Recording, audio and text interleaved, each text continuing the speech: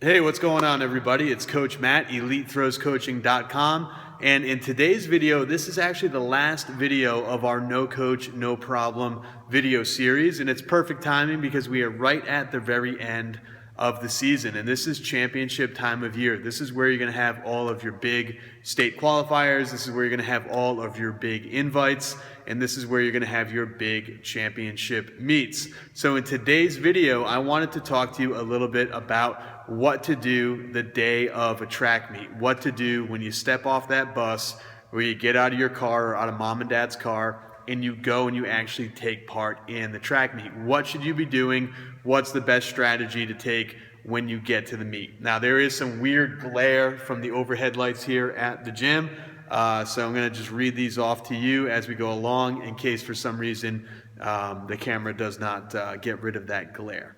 All right, so the first thing that you need to do happens well before the track meet starts, and that is know the order of events and the schedule, the start time of the meet, where you are seated. So those are very important.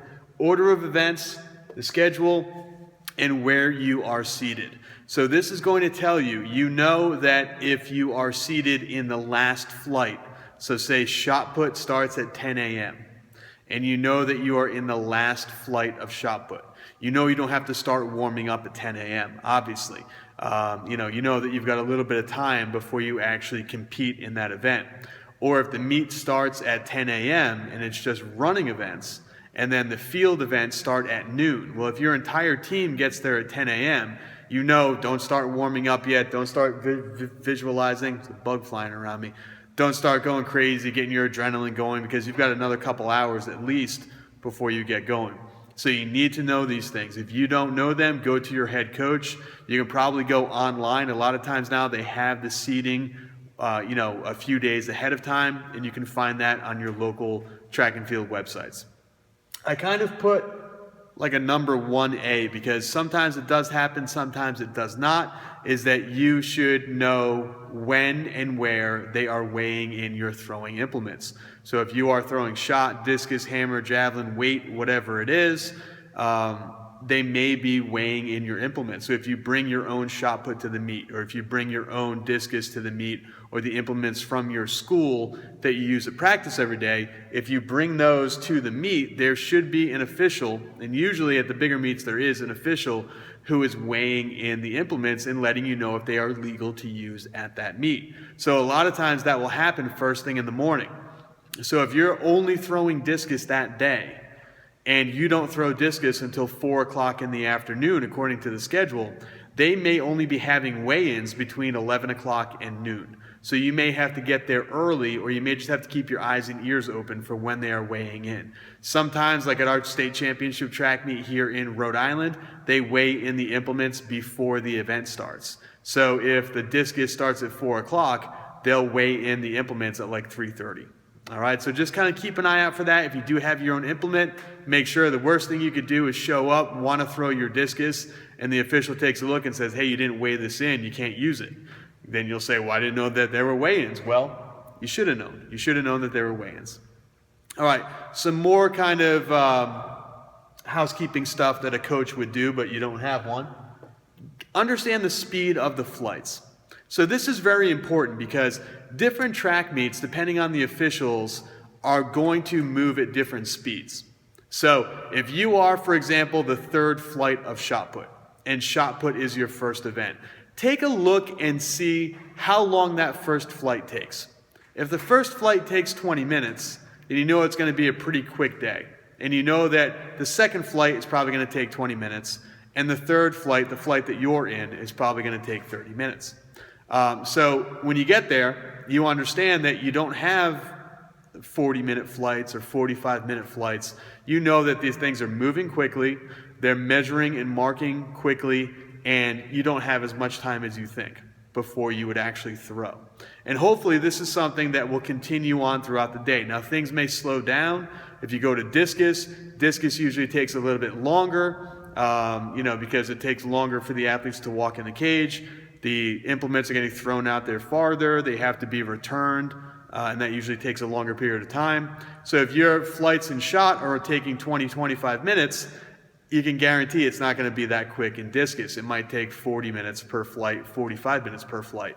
So again, if discus starts at noon, or if discus starts at 4 o'clock, and you're in the last flight of discus, don't start warming up at 4 o'clock. You might not throw till like 5:30, 5:45 by the time that your last flight comes around. So this is why you need to have a good general idea of this and then keep your eye open, because if you don't know this, you may not give yourself enough time to warm up, or you might start warming up an hour before you throw and then be hanging around for 45 minutes waiting for your flight to start. So this is very important. Know the speed of the flights.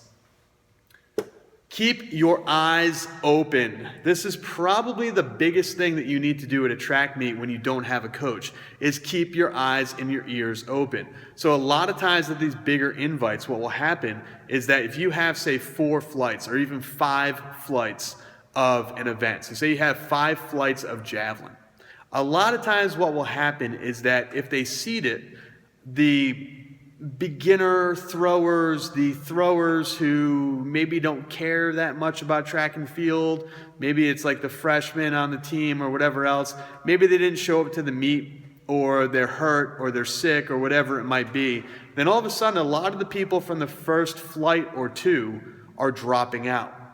Well, a lot of times what will happen is an official will say, well, you know what, we're just going to combine the first 2 flights.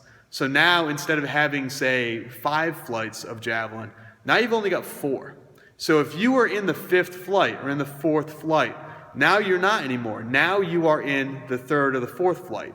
Everything moves because people scratch or they drop out. So keep your eyes and your ears open. That's the worst thing that I see at track meets, is a lot of kids will be like, oh, I've got time, I've got another hour before I throw at least, not realizing that people scratched and that things are moving a lot faster than they originally thought, that they started to kind of condense those flights together. So you don't realize, like, oh my God, I'm supposed to be throwing right now. I haven't even started warming up yet. Holy crap. And you start running around, getting nervous, getting in a panic. It's the worst thing that you could do.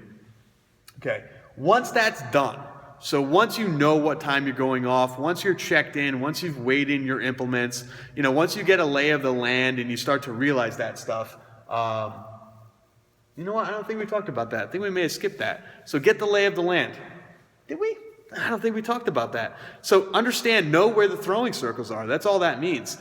Good story real quick. I was at William and Mary back when I was in college. We were competing down at William and Mary. And what happened was I threw discus, and then I threw shot, and then I'm looking around for the hammer circle because I threw hammer and weight in college. I'm looking around for the hammer circle, and I'm like, where is the hammer circle? And I'm looking around for like half an hour, and hammer's supposed to be starting. And I'm like looking at the discus cage thinking, okay, maybe it's here. And then one of my teammates comes running up to me. He's like, dude, the discus circle is like half a mile that way. I'm sorry, the hammer circle is like half a mile that way. It was in front of the fraternity houses. So you had to like go through the woods, and then there was a path. And what they actually did, they had golf carts that would take the throwers back and forth to the hammer circle. They had like, that's how far away it was. It was a good like half mile, I believe, from the circle. So know the lay of the land. Know if they're doing javelin in some random open soccer field or if they're doing javelin on the infield. You got to know this stuff. You got to know the lay of the land. That's all that means. All right, so those are the big things. Those are the important things because you don't have a coach. Now let's talk about you as an athlete. Number one, at a track meet, you need to relax. So once you know all of this stuff, once you get the lay of the land, you know where your throwing circle is, you know that you're checked in, your stuff is weighed in, you're keeping your eyes and ears open. Now it's time to relax. Pop in some headphones, pop in your earbuds or whatever the kids are calling it nowadays, and just sit and chill. This is not the time, if you have 2 hours before you throw, this is not the time to be, playing grab ass with your friends. This is not the time to be chasing girls. This is not the time to be drinking Monster energy drinks and getting all fired up. This is not the time to, start warming up for your event. This is where you need to sit down and chill out and relax.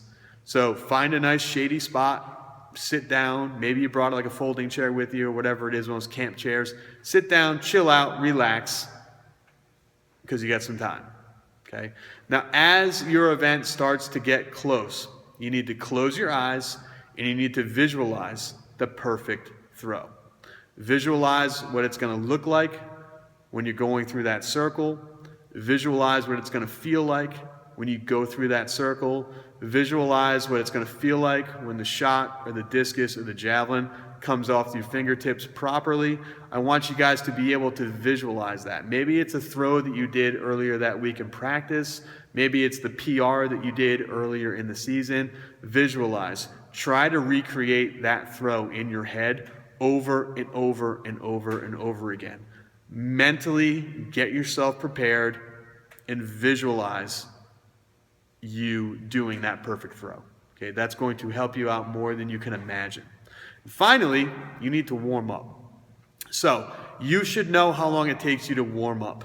So in here in the gym, the warm up that we do before every single workout, every single training session is a 15-minute warm up. We know that. That's how long it takes. Some people get it done in like 13. Some people it takes like 16, 17 because they're brand new and just learning. But it's a 15-minute warm up. So you know if your flights are taking 45 minutes and you're in the third flight, well, when they're about 2/3 of the way done with that second flight, and when you've got about 15, 20 minutes left, that's when you start warming up. Don't start warming up an hour before your flight, because then you're going to be hanging around for 45 minutes cooling down, and it's not going to do you any good. So get a warm-up. Get a good structured warm-up. That's probably the best thing, is a structured warm-up.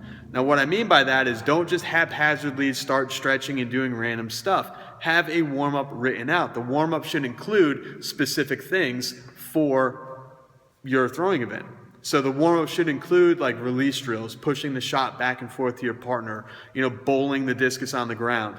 Do those after you stretch, after you break a sweat, after you get going. There's nothing more frustrating, everyone out there, than when I get the email saying, well, during my meet I did terrible, I did crappy, and then after the meet I was fooling around with my buddies and we were putting the stuff away and I threw like 5 throws that would have been my PR. Why does that happen?